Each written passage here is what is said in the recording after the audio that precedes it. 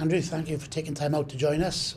We're sat here at the end of the 2014-15 season as CEO of the business, looking back on how it went and how far we've come since this time last year. What would your verdict be? I think it's been another progression from the, and a step along the journey. I think there's been a lot of changes. This time last year when I was sitting with you, there was no RSA signed, so our future was very, very uncertain. With the WRU, there was also, although the framework, if you like, of a new agreement on Europe had been declared, it was not signed. So that was a significant part of our revenue, unclear. So where we sit today is in a really positive position and a really good platform to launch and take things forward. We now have an RSA. We feel it's fairer in so far as it rewards regions like ourselves that contribute the most to the Welsh national cause.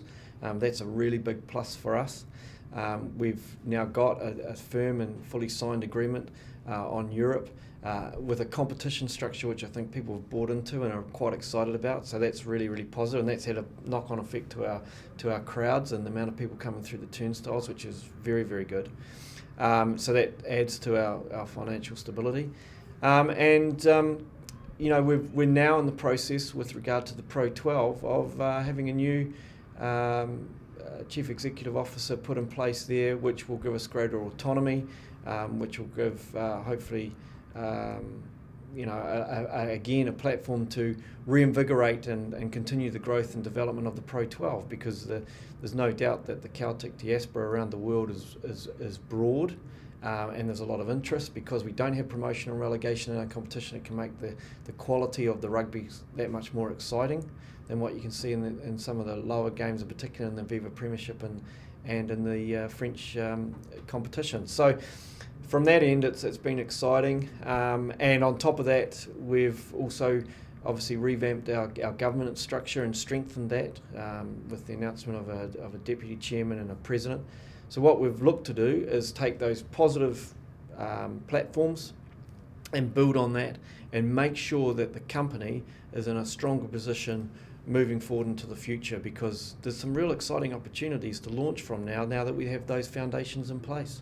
Looking at some of the things you talked at and you've touched on, perhaps the European changes have had a big impact on the Pro 12. We've just had probably the greatest season in the Pro 12 short history. Going to the final round of fixtures, and just about every game had something on it, and there was a real excitement around Super Saturday. Yeah. Where can the Pro 12 go from here, and what part can the Ospreys play in that? I think the Pro 12 needs to start, and I think it's been widely discussed, and there's been a lot of thinking being done on this, in really celebrating what it actually brings. It's the competition where the most British Lions are on show every year. It's the competition which is a cross-border competition. So there's cultural exchange. It's the Six Nations on the doorstep every week, really. So we've got to start accentuating that. It's also the competition which has teams which have the closest relationship through to the community.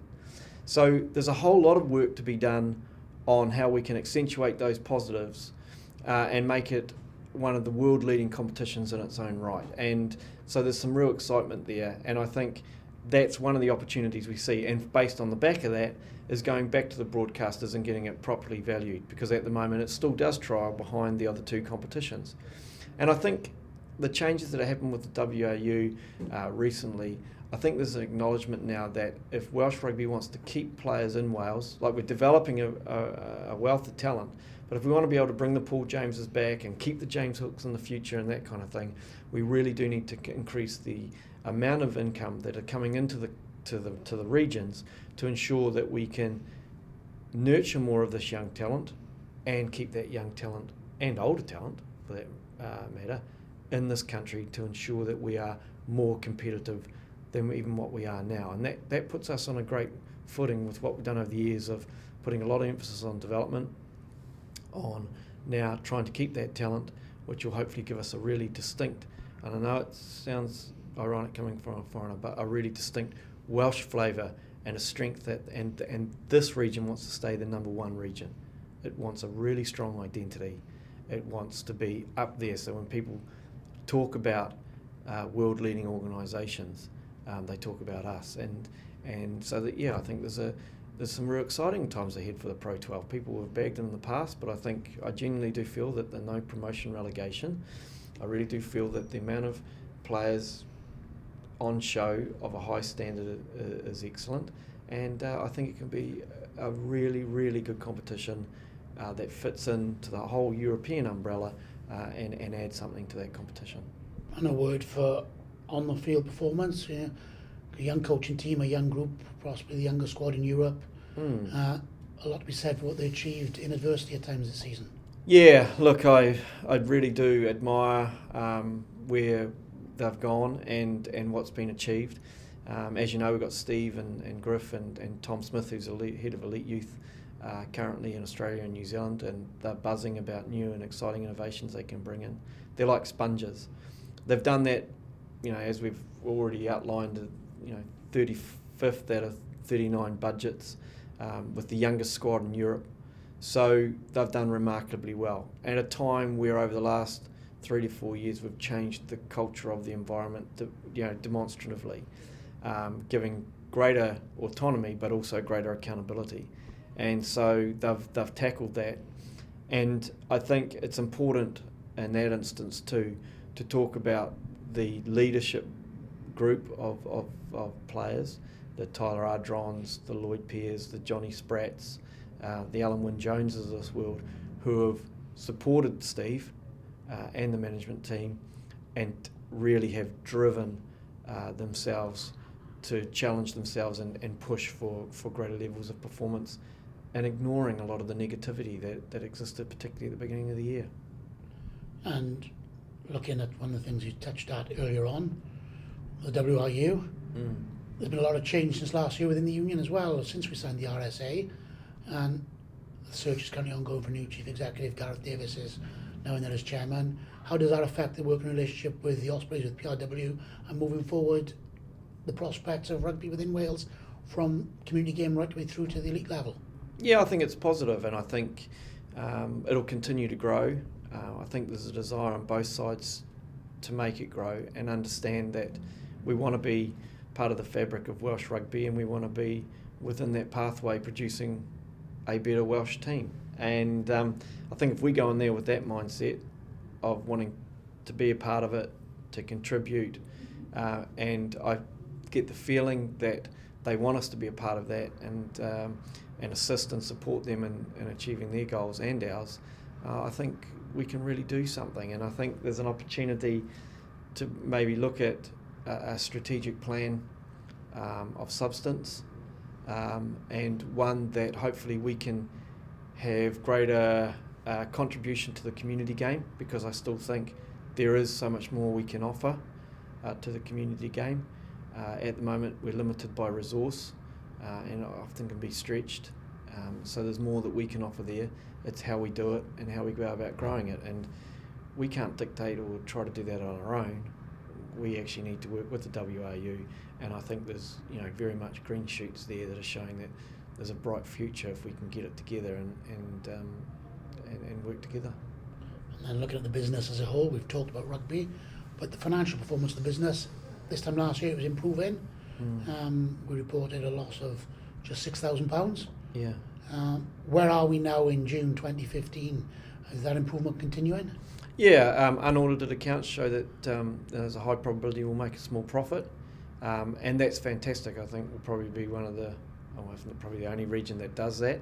It shows again the amount of work that our vision was sustainable success on and off the field. If we do that, that money will be sunk back into the rugby arm of the game by and large, to develop and grow and continue to keep the standards that we have here and continue to improve them. That's our commitment, and so it gives us that ability to do more things that we want to do to hopefully grow the game in the Australian region, and that's ultimately why we exist, along with developing talent for the Welsh national team. So it makes those things easier. It's not as if it's going in trouser-legged into anyone's pocket, etc. It's put back into the game, and we want to be in a strong position like this every year so that we can continue to do that and grow this part of Wales into the world ultimately. And finally then, looking at 2015-16, how do you sum up what your mood is, what your ambitions and what you see the future for the next 12 months for the Ospreys? Oh, extremely positive. There are going to be challenges. There's been challenges this year as we bed things down and around cash flow and making sure that things get paid on time and all those kind of things that comes with new agreements. But next year I think we'll be into a rhythm. So I feel that both ourselves, Steve Tandy, the senior management group, the board can be looking ahead and planning for our next 5, 10, 15 years ahead. I think the team, the week to week that the people will see will be settled. It'll be another year of being settled. It'll also have obviously some elder statesmen that were brought in, along mixed with some new young talent that'll create an energy, and I think they're in a really good place to push on for this year. And I look at some other organisations which have ageing teams and there's players leaving and retiring, etc. We're at another end of the spectrum. So I'm very, very positive about this year. I'm looking forward to it. I know there's going to be challenges, there always are. But I also know that we are now starting to get in a position where things have settled a little bit, and fish rots from its head. And the key thing is, I think the organisation at the top level is starting to settle and starting to mature, and I think that'll hopefully filter down and we can start to push things forward.